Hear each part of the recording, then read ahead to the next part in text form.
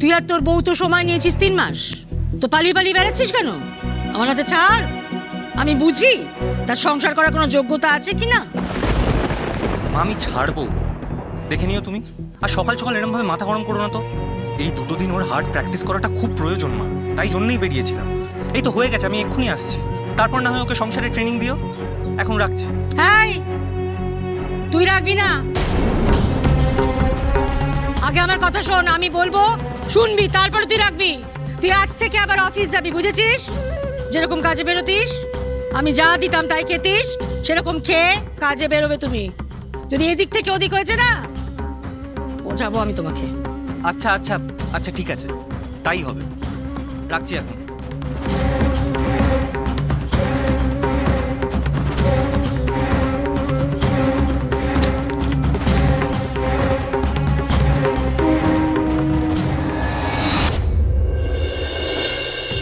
বস বস বস বস।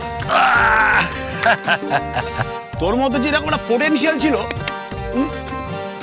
আমি জানতাম না। তুমি আমার মধ্যে আবার কি এমন পোটেনশিয়াল দেখলে?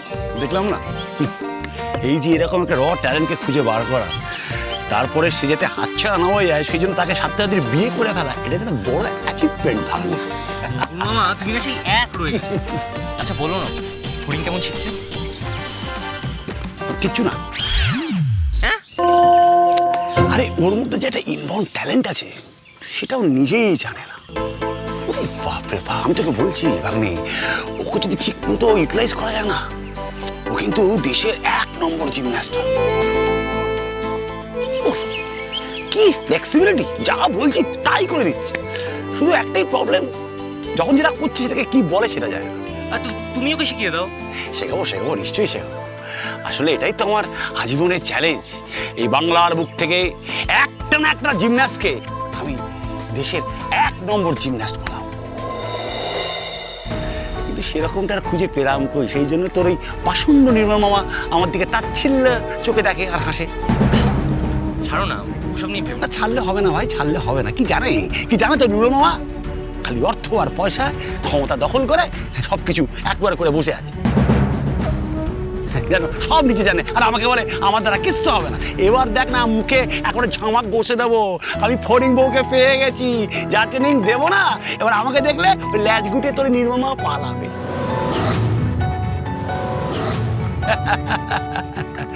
এই তোর এখন বাড়ি ফিরবি তো? হ্যাঁ, বাড়ি তো ফিরতেই হবে। মা সকাল থেকে ফোন করে যা চেঁচামেচি শুরু করেছে। বাড়িতে গিয়ে মাকে বলে দিবি যে আমি আর 2-3 দিনের মধ্যেই একেবারে পুরো বাক্স ব্যাটটা নিয়ে চলে আসবো। হ্যাঁ, ওকে অনেক দূর এগিয়ে নিয়ে যেতে হবে, বুঝতে পেরেছিস? তুই যে আমাকে কি সুযোগ তৈরি করে দিলি রে ভাগ্নে। ফড়িং বউ লেগে পড়ো, লড়তে হবে কিন্তু। হ্যাঁ শোনো না নকুল মামা, বলছি তোমাকে একটা কথা বলার ছিল। তুমি নিশ্চয়ই জানো মেদিনীপুরে 3 দিন বাদে একটা জিমন্যাস্টিক্স কম্পিটিশন আছে। আমি না নির্মল মামাকে বলে ফড়িং এর নামটা ওখানে এনলিস্ট করে দিয়েছি, তাই? ও পার্টিসিপেট করছে। ভালো, কিন্তু একটা প্রবলেম আছে, আমার একটা কনফারেন্স পড়ে গেছে, তাই আমি ফড়িং এর সাথে যেতে পারবো না। তুমি একটু যাবে গো ফড়িং এর সাথে? তুমি থাকলে ফড়িং কিছুটা হলেও ভালো পারফর্ম। কিছুটা কি বলছিস, দারুণ পারফরমেন্স করবে। আর আমি থাকবো তো, তোরা কাজ কর, তুই আমার নামটা ওর কোচ হিসেবে পুট করে দে। Great great, thank you so much. ফড়িং, নকুল মামা যদি তোমার সাথে থাকে তোমার আর কোনো ভয় নেই, জান লড়িয়ে দাও।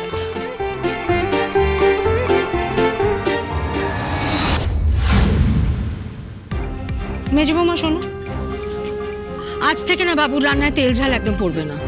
আর ও কি খাবে, কখন খাবে, কি পরে অফিস যাবে, সেগুলো যেরকম আমি আগে থেকে দেখতাম সেরকমই আমি দেখবো। তোমার সঙ্গে তো খুব ভালো বন্ধুত্ব, ওকে ভালো করে বুঝিয়ে দিও এই সমস্ত ব্যাপারে যেন না গলাতে না আসে।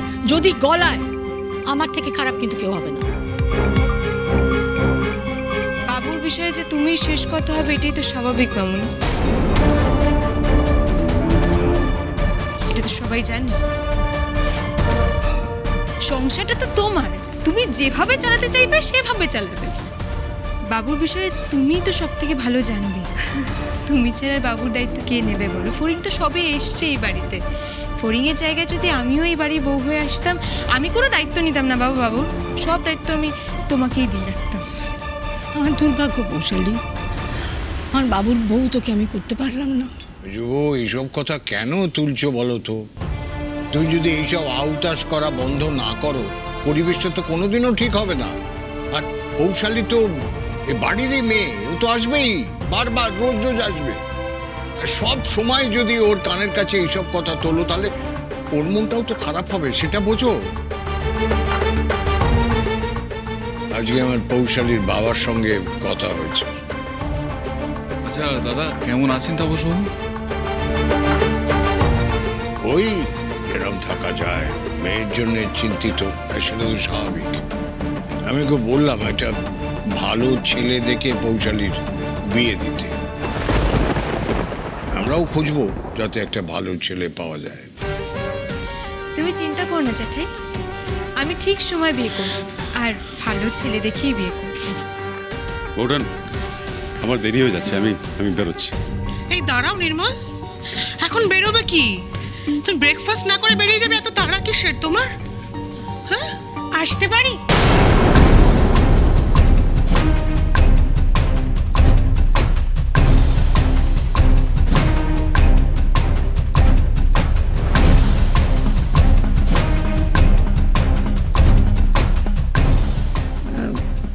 হ্যাঁ, কে কে তুমি? আমাকে রাধারানীদি পাঠিয়েছেন। আমি আসলে ওনার সঙ্গে একই হস্টেলে থাকি। কেন, কি ব্যাপার? রাধাদি আসলে ওনার মেয়ে ফুরিংয়ের সাথে একবার দেখা করে একটা জিনিস দিতে চান।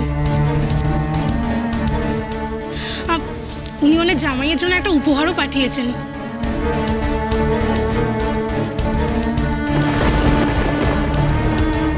উপহার এনেছে, সে তো খুব ভালো কথা, কিন্তু সে নিজে কোথায়? রাধা আসেনি? রাধাদি আসলে ভেতরে ঢুকতে লজ্জা পাচ্ছেন, তাই বাইরেই দাঁড়িয়ে আছেন। ওনার মেয়ে কি বাড়িতে আছে? একবার ডেকে দেওয়া যায়? কি আশ্চর্য ন্যাকামো করছো দেখেছিস? বাইরের পাড়ার প্রতিবেশী সবাই মিলে দেখছে যে এ বাড়ির বউয়ের মা বাইরে দাঁড়িয়ে আছে। আসলে কি বলতো, মানে সমস্যাটা এখানে, গ্রামের শিক্ষা দীক্ষার অভাব, মানে ক্লাসে তো মেলে না, এখানেই আসল সমস্যাটা। এবার বুঝতে পারছি রাধাদি এই জন্যই আসতে চাননি। ছি, কি ব্যবহার! সুচিত্রাদি, একটা কাজ করি, আমার মনে হয় রাধা একা আসতে লজ্জা পাচ্ছে। ওকে গিয়ে একটু নিয়ে আসি।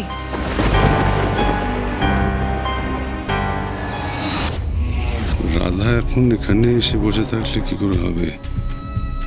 তাহলে কাল আমাকে থ্রেট কলটা কি করলো? রাধা আর কাকে কাকে আমাদের কথা বলেছে, এটা তো জানতে হবে আমাকে। হ্যাঁ, যাও নিয়ে এসো পুপু, এটা আবার জিজ্ঞেস করতে হয়?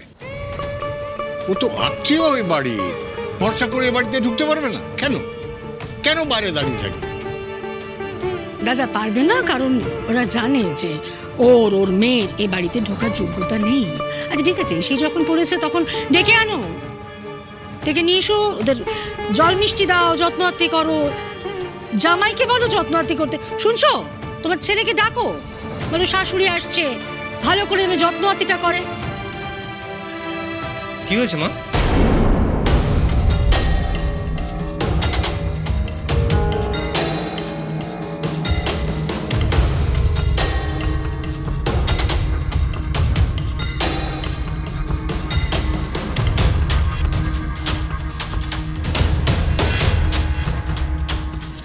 আপনার শাশুড়ি মা আপনার জন্য এই গিফটটা পাঠিয়েছেন।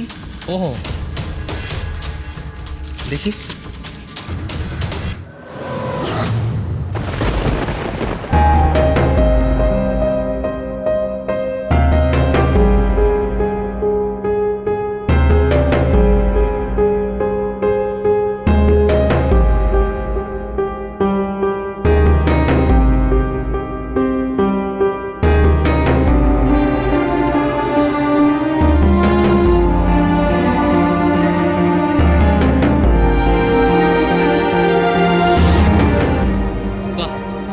খুব সুন্দর হয়েছে, থ্যাংক ইউ।